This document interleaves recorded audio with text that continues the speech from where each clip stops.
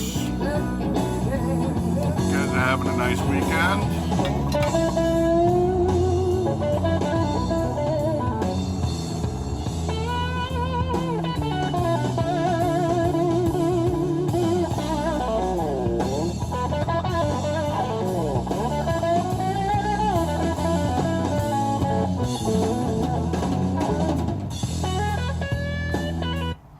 I hate to stop that jam. That is Joanne Shaw Taylor. She fucking on. I know blues is a really missing art form in America anymore, which is odd because blues is one of the few true American art forms. Don't get it, but then people think hip hop, rap, trip hop, blah, blah, blah, bullshit. They think that's music, so. That's basically what minstrels did, which always makes me laugh when they say the minstrel show because you put blackface on. Well, minstrels went around with a lyre, like a lute, primitive guitar, and did spoken word poetry and played just crap in the background, which pretty much sums up all of fucking rap music. See? Big circle goes around, comes around. Don't care. She is awesome. I so hope that she's going to be on the bill for Blues and Brews up in Flag this summer. Well, next summer. This upcoming June. Because I'd really like to see her. Anna Popovic would be awesome. There's a whole friggin' slew. I don't know. I've only done blues for like about 30 years, so. As long as there's new people, I'd like to go see them if they're any good. Enough of that bullshit. Let us get to the important bullshit, ladies and gentlemen. Another one for the Stout and Porter series from my nephew Chris. I went with Boulevard because I like their beers a lot. They don't pay me. They don't have to. Their beer is that freaking good. This is Boulevard Dark Truth Imperial Stout. Fucking mosquitoes.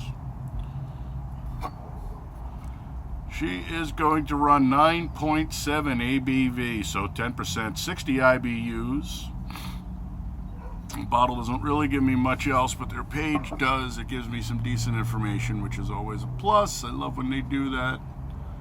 Throughout the ages, man has been fascinated by the quest for hidden knowledge, the search for the secret to transforming the elemental into the extraordinary, the simple into the sublime. Ladies and gentlemen, we present for your consideration this exotic, inky concoction, the almost magical creation of our modern-day alchemists who have turned humble grains, barley, wheat, rye, and oats, so there's your malts, into black liquid gold.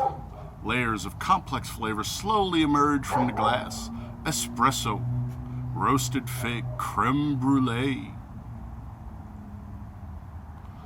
Belgian yeast provides a plum-like fruitiness. Noble German hops reveal the spicy herbal notes, while the rich, velvety mouthfeel mellows to a dry, smoky finish. And then, because they're not a half-ass organization for the most part, recommended glassware, tulip glass. Can't ask for much more. I don't ask for these people to do a whole hell of a lot, but at least give me your ingredients. The glassware thing is nice, so points up for them. Anyway, in a tulip glass, that is a dark beer. According to the EBC, the European Brewing Council, that is a 225, a 225. On top of the 60 IBUs, and the 9.7 is how they list it.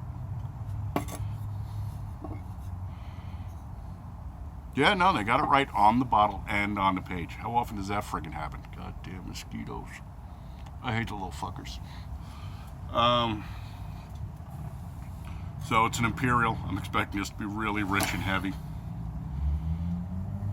We got all the bullshit out of the way. Let's get to the important shit.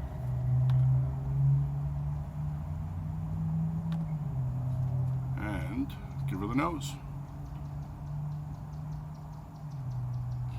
Well, you can definitely smell the Belgian in it.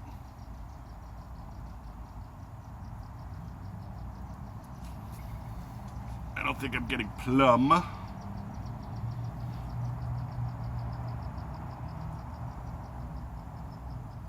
This has been sitting out for a little while, so it's probably up around the 55, 60 degree area. Pulled it out while I was doing the board. It was in the fridge, so I should really buy one of those laser thermometers just because they're cool, and then I can have a laser thermometer. Anyway. Smells good, but I'm a horrible judge because I like Belgians. Belgians are freaking delicious. That's a nose. Let's give it a tongue.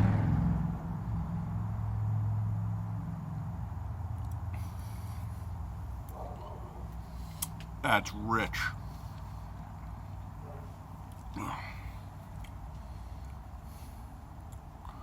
You know when I hear the twat-not kids say, I need a chewy beer. I need a chewy IPA. I don't think that's what they're referring to. Should be, though. That's almost like eating cake. It's so friggin' rich.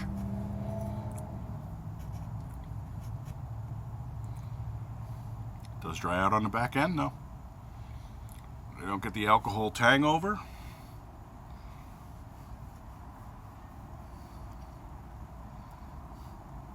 It's a pretty good beer, folks.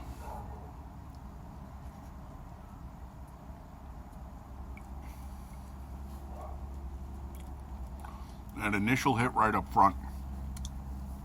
It's nice, heavy. You get the Belgian. You get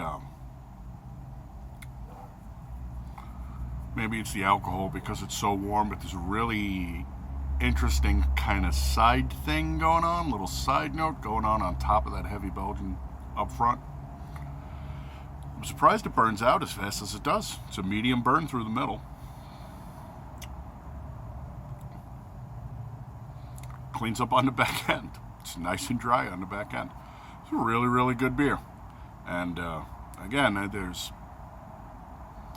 even though I like the brewery, I'm still impartial by product. They have products I don't like. I like this, though. If it was a little colder, if I hadn't left it out so long, this thing would be super solid. Oh, excuse me. Let's give it a 4. Let's give Boulevard Dark Truth. I thought that was funny as hell. A friend of mine and I go round and round with the conspiracy theory bullshit. And so I sent him a picture of that last night. He's like, dude, you shouldn't drink that. I should have read him the description. The only word missing out of the description, by the way, is eldritch. Eldritch. That's another word for dark or spooky. Halloween's coming, so if you need it, you can eldritch your house up and spook the fuck out of little candy grubbers. That's the best part of it anyway. Alright, folks. Thanks for swinging by and putting some eyeballs on here. I appreciate you stopping in. Chris, you should try this if you're watching this. Good beer. You never gave me a baseline to work from, so I don't know. It's a little more complex. It's definitely not, you know, it's definitely not fucking yak piss like Guinness. What are you going to do? Alright, folks, I am going to violate those TOSs again. We will let Joanne Shaw Taylor play us out with Blackest Day. Listen to this chick by no strings, man. Have a nice Saturday, folks. Good rest of the weekend. I will catch you on the next review. Adios.